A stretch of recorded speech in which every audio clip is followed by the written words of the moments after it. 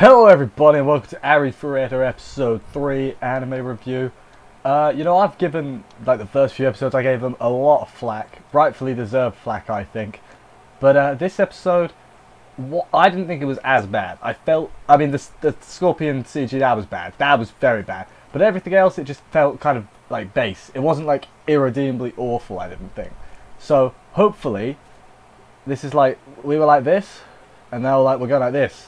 So hopefully we go up and it gets better from now on. I think it will. Whether or not it reaches really good heights is a different question. But I think it will get better, specifically when and if they get out of that dungeon / cave. Because man, that's hurting my eyes. It's glare off the TV. You know how it is.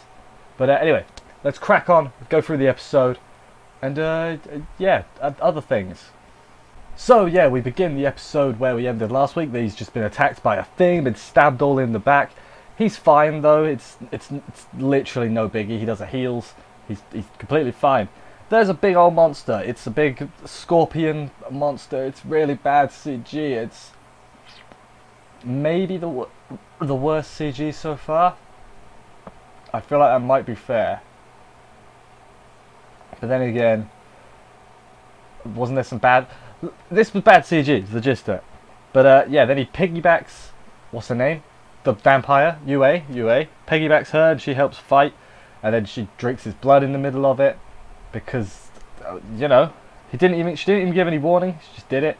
Then while she's drinking his blood, he and the Scorpion are playing with rocks to hold each other off or whatever. Fine, no problem there. Then, now that she's drank his blood, she's got more power and she drops some blue fireballs on the thing. And they hit the weakened point of the Scorpion and defeat it. Teamwork makes the dream work, but for our main characters. Just realised how many anime characters this season have got white hair and red eyes. Because I've counted at least 3. So, that's kind of weird. They're all protagonists, they've all got white hair and red eyes. Very weird coincidence. Very strange. After that big old fight, we get some, I guess, character and lore building. So basically, all the vampires, they were wiped out 300 years ago. This scene was basically just there to say, hey, she's legal, it's fine. That's what it was. Don't say it wasn't. That's exactly what it was.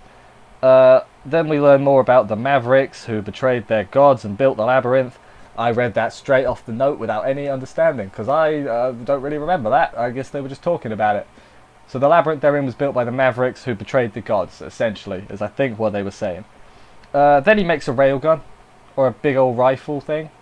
Okay, I'm fine with that. Railguns are cool. They're all like, p'choom. That's exactly the noise they make.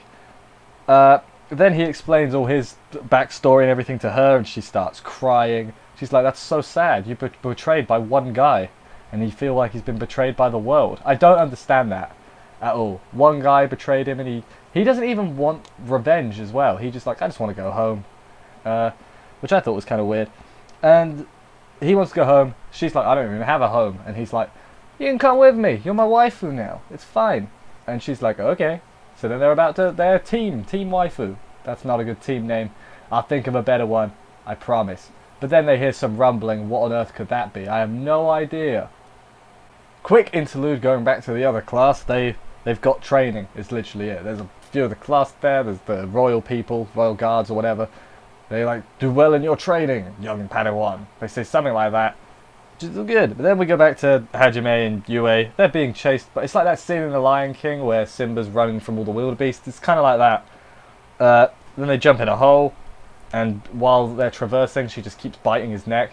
He doesn't seem too bothered about it, so I guess it's not that detrimental to him. Eventually, though, he's like, hey, could you stop that? And she's like, no. I'm like, alright, I guess, fine, whatever. They find a boss room, essentially, and there's like floating green, they're not even orbs, cubes, floating green things, which they touch Yue, she gets possessed and attacks him. Then he gets got by the flower thing, and just like, oh no, they're gonna fight each other. There's a big old flower lady monster thing as well. It doesn't work on Hajime, this possessed thing, because he's got resistance from eating monsters, so he's like, aha. She Yue says, just come on, shoot, you can do it. And he's like, dude, for real? And he just shoots. No hesitation. And he's like, well, yeah, I know I could have hit her anyway.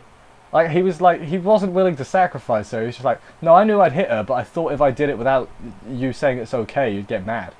And she's like, you singed my hair, that's not cool. And he's like, it'll grow back. Okay, I think the fact that they're like kind of interacting and bantering is help to the show. Even if they're not the most compelling characters, the fact that they actually have some interaction, I think I like that a lot more than when it was just Hajime on his own. You know, just on his own, you know, just monologuing. I think I like this more. Maybe that's the reason I like this episode a little bit more. But yeah, so they've defeated the thing, and then it's dinner time and she gets naked and tries to bite him. Trying to bite him, that's fine. Why did she get naked? I mean, I don't have an answer. I'm waiting. The light novels probably explain it. That's what I'll go with. That's what I'll go with. Then they find an underground staircase. They go down, and they find some big doors, which I'm assuming are going to lead to a big old boss fight. And then they're going to beat the boss, find some ruins or something, and find the secret of the world. And then they'll go on a journey of self-discovery and other good things. That's how these type of shows go, right? Something like that. But that was the end of the episode. But yeah, like I said, I enjoyed this episode a lot more than the previous two. I'm not willing to say it was like, oh, top notch, best thing ever. But I definitely enjoyed it far more than like week 1. I was like, oh god, what have I got into? And week 2 was slightly risen, and then like week 3, as long as we keep this I can't say that word. Trajectory, this could get alright. I know I'm being optimistic, and you know, you don't have to point it out to me. I know I'm trying to be optimistic and as happy as I can be. I'm trying to be positive on this channel. But so yeah, hopefully it gets good. I think once they're out of that cave, I think I'll like it a lot more. Because the cave thing, they spent a long time in that cave. But yeah, I am curious to see what happens when he reunites with the rest of the class, because assuming he gets out, that's got to happen, right? He's going to be like, hey guys, I survived, I look a bit different now, I lost an arm. Is he going to get a robot arm? I hope he gets a robot arm. Well, not a robot, but like a metal arm, something. It's probably in the key art, but hopefully something cool like that happens. Well, yeah, anyway, I think, I'm just going to double check, make sure I haven't missed anything. I think that's going to do it for this episode.